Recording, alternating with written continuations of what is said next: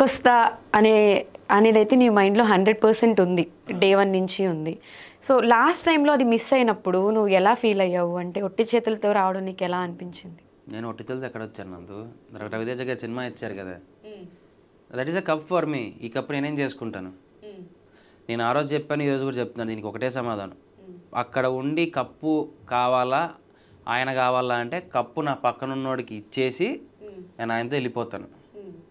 ఇది ఎప్పటికైనా ఇదే. డబ్బులు ఇచ్చినా ఇచ్చేస్తాను, ఏమున్నా ఆన్ స్పాట్లో ఇచ్చేసి వెళ్ళిపోతాను.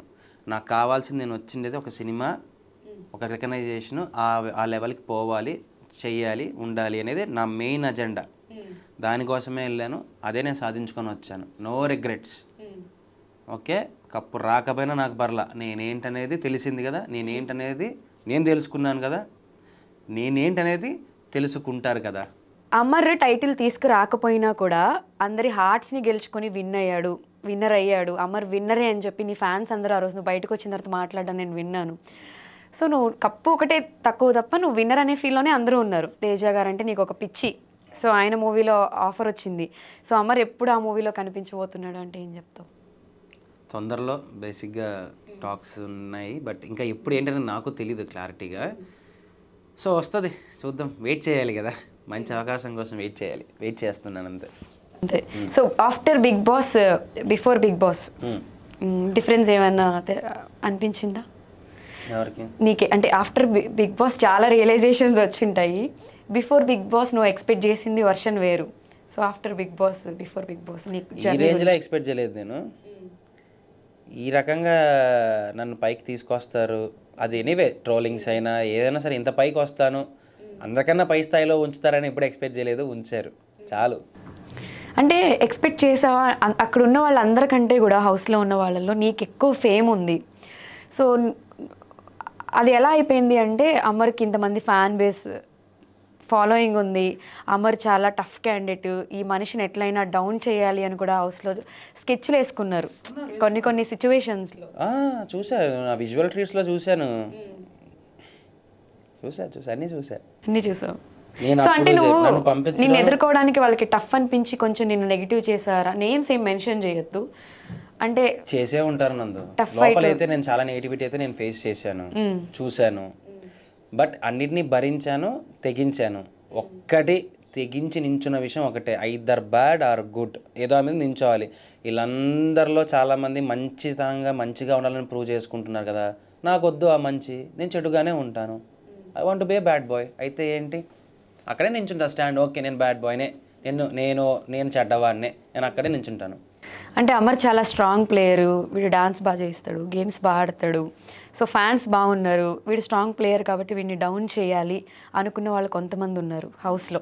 సో అప్పుడు నీకు ఏమనిపించింది? అంటే నిన్ను డౌన్ చేయడానికి వాంటెడ్గా నిన్ను టార్గెట్ చేశారు కొంతమంది అనేది కూడా కొన్ని సిచ్యువేషన్స్లో బయటకు వచ్చాక చూసుకునే ఉంటావు. ఏంటి నందు, ఇన్ని సంవత్సరాలు చూసావు, ఒకటి తొక్కితే నేను తొక్కించుకుంటానా చెప్పు? ఎలా రావాలో అలా వస్తాను పైకి, ఎలా ఇవ్వాలో అలా ఇస్తాను మెల్లగా. నేను నమ్ముకుంది ఎప్పుడు నా ఎంటర్టైన్మెంట్ని, నన్ను కాపాడింది నా ఎంటర్టైన్మెంటే. అంటే బాల్ని ఎంత స్పీడ్గా కిందకేసి కొడతామో అంతే స్పీడ్గా పైకి వస్తుంది అన్నట్టు. ఫస్ట్ 5 వీక్స్ ఏదైందో తిప్పి కొడితే మొత్తం గేమ్ రివర్స్ అయిపోయింది. అంటే ఫస్ట్లో ఉండేది కొంచెం వెయిట్ అయిన బాల్, తర్వాత రేడియం బాల్ కదా, కొడితే అటు ఇటు తిరుగుతూనే ఉంది, బాగా తిరుగుతూనే ఉంది. స్టిల్ ఇప్పటికీ తిరుగుతుందా? తిరుగుతూ ఉంటుంది అంతే అలాగా. ఓకే. సో అమర్కి చాలా మంది అభిమానులు ఉన్నారు. సో స్టార్టింగ్లో నిన్ను అభిమానులు కూడా అమర్ ఏంటి ఇలా ఆడుతున్నారని ట్రోల్ చేశారు, ఫీల్ అయ్యారు, తర్వాత సపోర్ట్ చేశారు. సో ఆ పాజిటివిటీ, ఆ నెగిటివిటీ బయటకు వచ్చిన తర్వాత అసలు నువ్వు ఎలా రియాక్ట్ అయ్యావు? అంటే ఇప్పుడు ఆల్ సెట్టా బయట? ఫస్ట్ నుంచి పాజిటివిటీగా ఉండి పాజిటివ్ అయితే వెరీ గుడ్. కానీ ఏముంది అందులో, నేను బయటకు వచ్చాక చెప్తున్నాను, లోపల ఉన్న పర్సన్ నాకు తెలియదు కదా. పాజిటివ్గానే ఉండి శాంతం, ప్రశాంతం, గౌతమ్ బుద్ధుడు, వీళ్ళు పెద్ద ఇది, ఎంత మంచోడు. ఈ జనరల్గా మనం ప్రతి ఒక్కరిని అంటే ప్రతి ఒక్కసారి మనం వింటూనే ఉంటాము.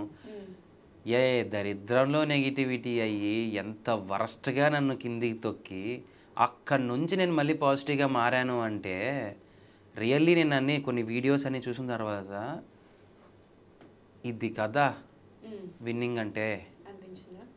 సపోర్ట్ చేయని కొంతమంది తిట్టారు చూసావా, నా ఫ్యాన్స్ ఎవరైతే తిట్టారో కొంతమంది, వాళ్ళు తిరిగి పోస్ట్ చేసినవి కూడా నేను చూశాను. నువ్వు నమ్ముతావా నమ్మవా, దాదాపు ఒక 2-3 వేల వీడియోలు చూసింటా నేను. ఎపిసోడ్స్ కాదు, వీడియోస్ చూసేది. అందులో తెలిసిపోయింది నాకు నేనేంటి అనేది. ఇలా వెళ్ళిపోయిన వాడిని నేనే మళ్ళీ ఇలా వచ్చాను పైకి. మరి అప్పుడు ఏది గొప్ప? అంటే ఈ సీజన్ 7లో బిగ్ బాస్లో అందరికంటే ఎక్కువ ఫేమ్ అయింది నువ్వే అనుకుంటా. రీల్స్, మీమ్స్, నా ఇన్స్టాగ్రామ్లో హాఫ్ రీల్స్ నీవే ఉన్నాయి. 39,000 చేంజ్ మీమ్స్ ఉన్నాయి నా మీద. 39,000. సో హైయెస్ట్ రికార్డ్ నాది. ఓకే, నెక్స్ట్ ఎవరన్నా ఉంటే చూడండి, బ్రేక్ చేద్దాం. బ్రేక్ చేయండి చూద్దాం. ఇంపాసిబుల్. ఎంజాయ్ చేస్తున్నాడు మనోడి ఫేస్ ని. హ్యాపీ. అసలు ఇన్ని trolls, the way it's good or bad ఎక్కిరిచ్చినా సరే ఎంత బాగుంది తెలుసా చూసుకోవడానికి. అరే ఎక్కడ దాకా విజయ్ సేతుపతి గారి దగ్గరికి వెళ్ళిందంట. అమర్ అనే పేరు తమిళనాడుకి కూడా వెళ్ళింది. ఇంకేం కావాలి? Thank you Rajas, thank you so much. నిజంగా ఎక్కడికెక్కడ తీసుకెళ్ళి తమిళనాడులో కూడా దీని గురించి డిస్కషన్ వచ్చిందని. ఎస్, ఈ న్యూస్ గురించి కానీ గొడవలు దాని గురించి కానీ అక్కడ దాకా వెళ్ళిందంట. ఇంకంతకన్నా ఏం కావాలి చెప్పు? ఏదైతే పాన్ ఇండియా స్టార్ అవ్వాలనుకున్నారో పాన్ ఇండియా స్టారే చేశారు. మూవీకి బిఫోర్ పాన్ ఇండియా స్టార్ అయ్యారు. బట్ మంచి కంబ్యాక్ ఇస్తాను మళ్ళీ. చెప్పండి. లేదు, మంచి కంబ్యాక్. నాకు వెళ్తా అనవసరం.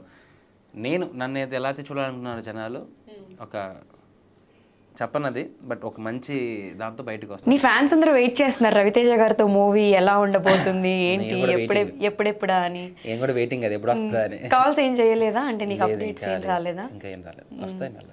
Your dream come true as soon as possible కదా. ఎలా ఫీల్ అవుతున్నావు? అంటే రవితేజ గారితో నువ్వు ఏమైనా మాట్లాడడం అలాంటివి ఏం జరగలేదా? లేదు, ఇంకా టచ్ అవ్వలేదు. బికాజ్ ఆయన ఈగల్ మూవీ రిలీజ్లో బిజీగా ఉన్నారు. సో తర్వాత మాట్లాడదాం, పర్లేదు.